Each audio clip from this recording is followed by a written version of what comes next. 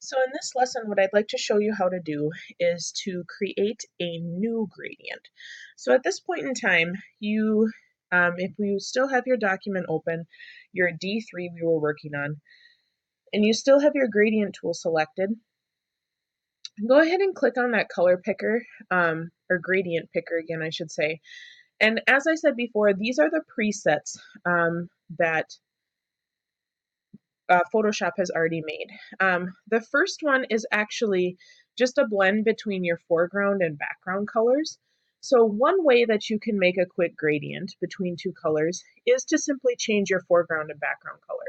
So you could set your foreground color to a really ugly color.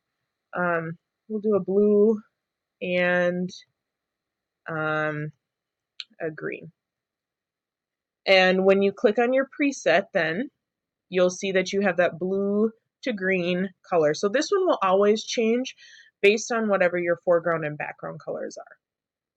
However, if you still want one to create that's different than anything that you've seen, what you can do is actually double click on the colored bar. And what that will do is open what's called the gradient editor. So with this, what we have down here is called our gradient ramp. And so with each one, we have what's called a color stop. And so for the sake of making this easier, let's maybe just change it to the blue and yellow one, because the rainbow one has so many different color stops. So with the blue, yellow, blue, what you see is you have a color stop, and a color stop. Now, what you can do is actually click on one of those color stops, and you can change the color of that to whatever you want. Your color picker will come up. You want to pick a different color, you click on that color stop, and you can change based on whatever you want. So I'll just show that you can change all three of them if you want to. If you want more than one color stop, all you need to do is click underneath your gradient ramp and you will add another color stop. And then again, just like before, you can click on your color stop and change the color.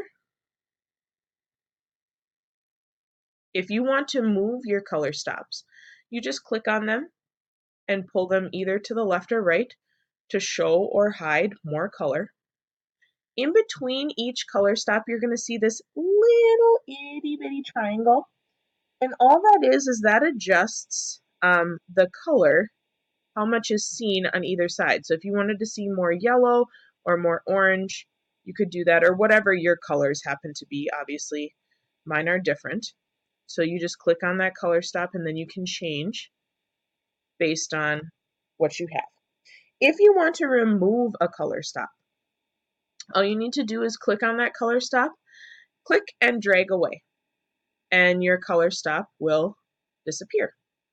I actually kind of liked that yellow one there though, so I'm going to add that back real quick. And then I'm just going to adjust this.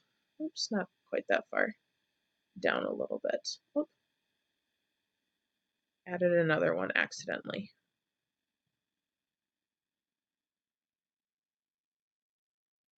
My computer is so slow today. I just can't believe it. I might have to do a restart here pretty soon. Okay, well, apparently I'm just going to have two yellow color stops here because mine will just not go, it won't drag away. But you saw how you do that normally. I think mine is just freaking out because it's overworked and underpaid.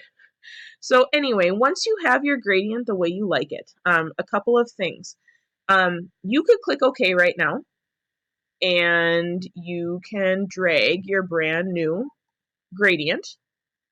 All sorts of fancy there. If you ever want to edit it, you just double click on it again, and then you should be able to edit. There we go. Got it to go away. Excellent. Okay. If you really liked your gradient and you want to save it, all you have to do is go ahead and click the Save option, and then it's going to ask you, oops. Oh, maybe that's not what here, sorry, not Save. You want to hit the New button.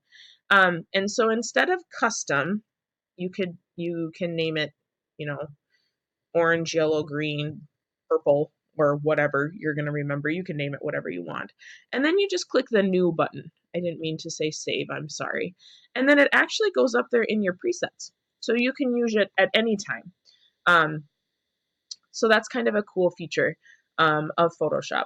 So once you click OK, you could try it, whether you wanted to do a circle. You could test it in the reflective one, lots of different options, but that is how you create a new gradient. So just as a reminder, you just need to double click on the gradient editor, and then these are your color stops. Click on a color stop to change the color. You can add color stops, remove color stops, and you can also make a new gradient and save it into your presets as well. So let me just do a quick check. Yes, this is the last of what we need for this gradient lesson. So we can actually close this file, and no, you do not need to save.